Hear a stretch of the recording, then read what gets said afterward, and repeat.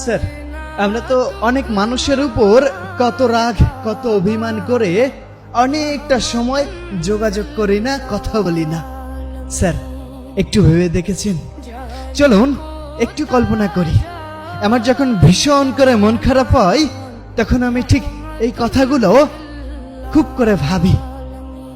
ধরুন আপনার একটা প্রিয় মানুষ আছে, আপনি তার সাথে খুব খুব করে অভিমান করলেন, অভিমান করে তার সাথে কোনো কথা বললেন না, মেসেজও করলেন না, কোনো খোঁজও নিলেন না। এভাবে অভিমান করেই রাতটা পার হয়ে গেল।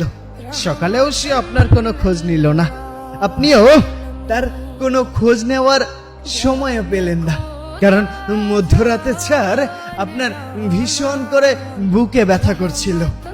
ওই যে কিছু হারিয়ে গেলে যেভাবে করে বুকে ব্যথা করে, কেমন জানি দম আটকে আসে, বুকটা চেপে ধরে, ঠিক সেই সময় আপনার ভীষণ করে তার সাথে কথা বলতে ইচ্ছা করছিল, কিন্তু আপনি আপনার ইগোর জন্য তাকে মেসেজ দেননি, কোনো কল দেননি। হয়তো তখন আপনার মনটা ছটফট করছিল, আপনি তারপরও তাকে কোনো মেসেজ দিলেন না। সকাল হলো, তবু আপনার ফোনে কোনো মেসেজ বা কল এলো না, কিন্তু আপনি ঘুমিয়ে আছেন। আপনার পরিবারের মানুষও আপনাকে ডাকছে না, কারণ আপনি মাঝে মধ্যেই অনেক রাত করে ঘুমান।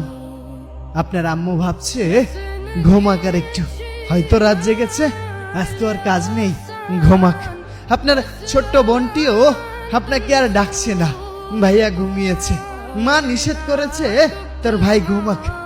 অনেকটা বেলা হয়ে গেল, তবুও আপনি ঘুম থেকে উঠলেন না। এবার দুপুর পেরিয়ে বিকাল গড়াতে এলো, তবুও আপনি ঘুম থেকে উঠলেন না। এবার মায়ের মনে একটু চিন্তা হতে লাগলো। মা ভাবছে এবার তো কিছু খেতে হবে। দরজায় গিয়ে কিছুক্ষণ ডাক দিলেন, ওই উঠিস না কেন?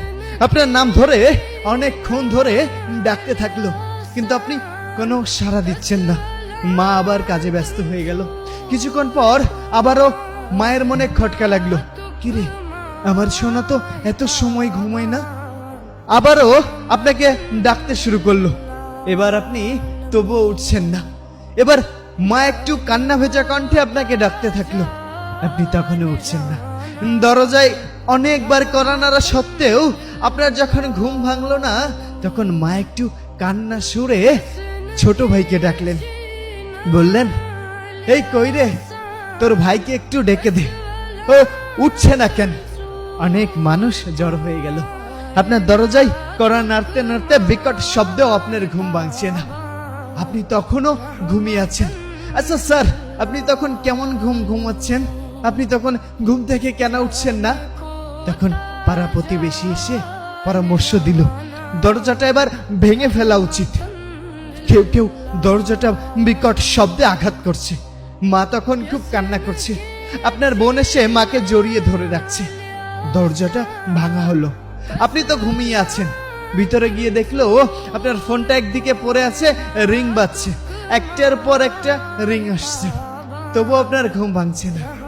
তখন আপনার কেউ একজন আপনার শরীর ধরে নাড়া দিল, নাড়া দিয়ে সে চমকে উঠলো, থমকে গিয়ে বসে পড়লো। মা এবার চিৎকার করে গিয়ে আপনার কাছে গিয়ে বসলো। স্যার, কিছু ফিল করছেন? স্যার, আপনি কি সত্যিই ঘুমিয়ে আছেন?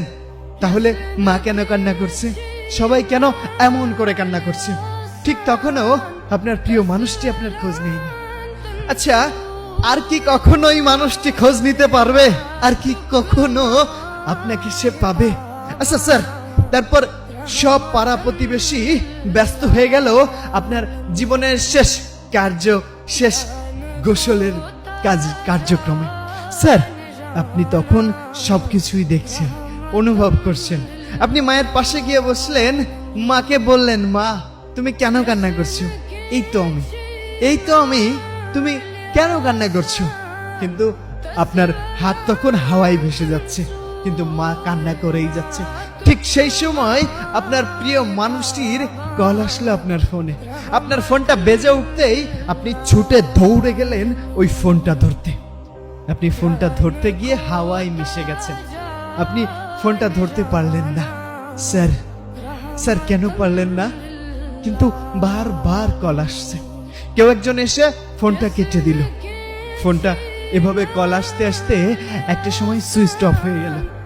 কেউ আপনার জন্য চলে গেল ওই জারের বাঁশ কাটতে, আবার কেউ শেষ গোসলের চেষ্টা করছে। স্যার, আপনার আপনার গা হাত পাও শীতল হয়ে আসছে, তাই না? কথাগুলো শুনে আপনি হারিয়ে যাচ্ছেন। একটু ফিল করুন, সবাই আপনাকে শেষবারের মতো দেখতে আসছে। আপনি ঘুমিয়ে আসছেন চিরনিদ্রায়। আপনার প্রিয় মানুষটি আপনার ফোনটা সুইচ অফ পাচ্ছে। সবাই যখন আপনাকে শেষ নিদ্রায় শয়িত করে এসে বসে আসলো, তখন আপনার ফোনে কল আসছে। কেউ একজন আপনার কলটা রিসিভ করলো। কলটা রিসিভ করে বলল, আপনি কাকে চান? যখন আপনার নাম ধরে সেই মানুষটি কান্না করছে আর বলছে সে কথাই, তখন স্যার সে ওই মানুষটিকে জবাব দিল, কেন আপনি জানেন না? সেই মানুষটি আর নেই। সে চিৎকার করে নিজের কানকে বিশ্বাস করতে পারল না। সে বিশ্বাস করতে পারল না নিজেকে। সে থমকে গেল। সে বারবার কল করতে লাগলো। তার পরিচয় জানতে চাওয়া হলো, সে বলতে পারল না। সে থমকে গেল। তার মনটা ছুটে আসছে তার বাসায়। সে তার শেষবারের মতো তাকে দেখার জন্য খুব চেষ্টা করছে, কিন্তু সে পারছে না। তবুও তার ঠিকানা জানতে চাইল। ঠিকানা জানতে চাইও তবুও কেউ তাকে তার ঠিকানা দিচ্ছে না, কারণ সে কে হয়? তার মনটা তো ছুটে আছে তার বাসায়। স্যার, অনুভবটি কেমন লাগলো স্যার? তারপর যখন সেই মানুষটি আপনাকে আপনার বাসার উদ্দেশ্যে ছুটে আসলো, ঠিক তখন স্যার